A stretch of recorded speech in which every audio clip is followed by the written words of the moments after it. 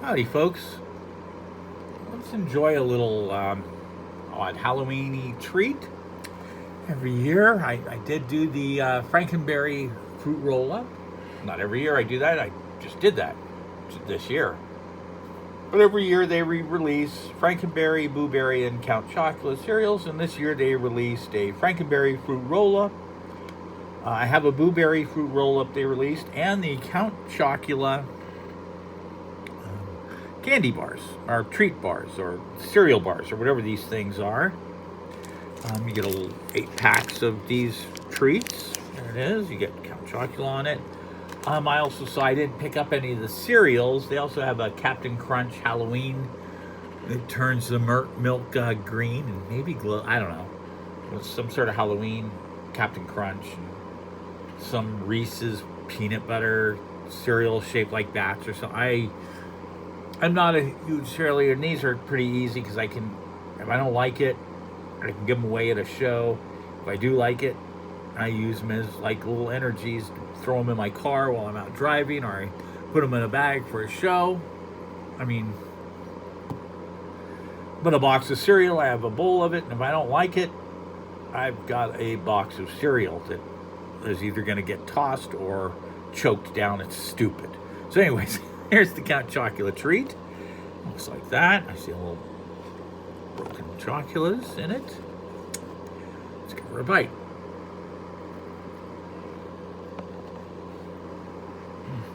My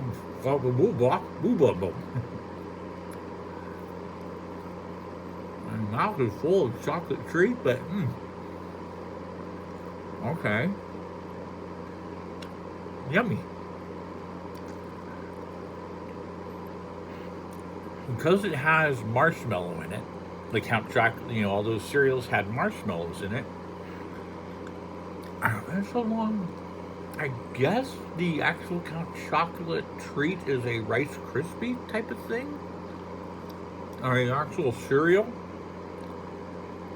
Was it a Rice Krispie with marshmallows?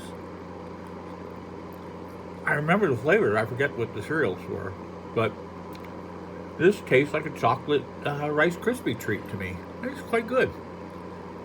Yeah, I'll throw these in a little bag. We're doing Pumpkin Palooza. Hopefully, I'll be doing a couple other long shows. So one of these sure saves me from running off and buying a $10 hot dog. That's nice. Anyway, wash this down. Yeah, these are good. I wouldn't hunt them. You can get them at Target. Get them, you like them, if you want. They're not expensive. I think it was $2-3 for the 8 bars. Decent little treats if you like that sort of stuff. I don't know.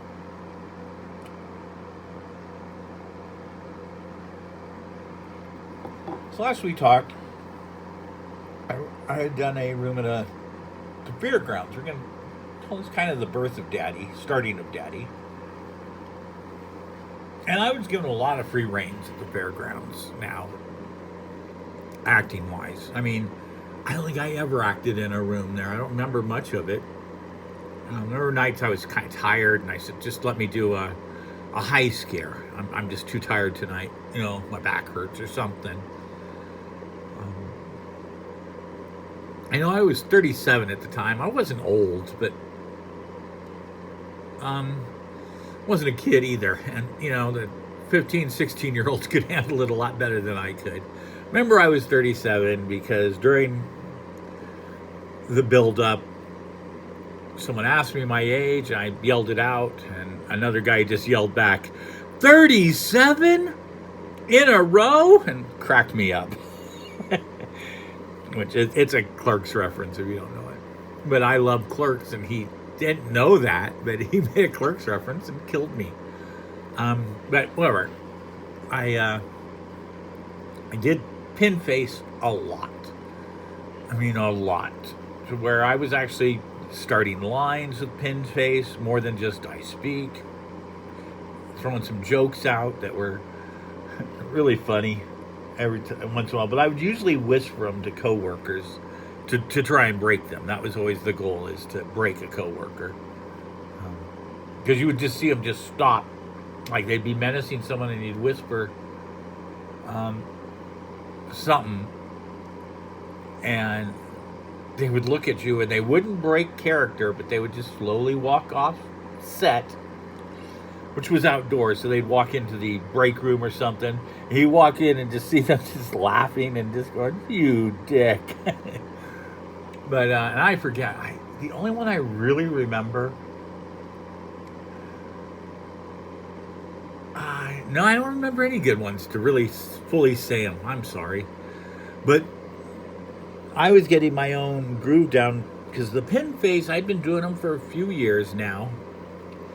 And it was really getting not rough, but I would work before. I couldn't always get all the makeup on before the show, and sometimes I'd be working while the show was starting, while I'm still trying to get because it took a good hour. Even when I got it really fast, it took a good hour to fully get made up. And after several weeks of doing it, well, it wasn't several weeks because it's only about 4 to 5 weeks, because sometimes you'd start in September. But after weeks, I was getting breaking out a lot from all the latex, and it was just really rough. So I went out and bought an executioner's hood.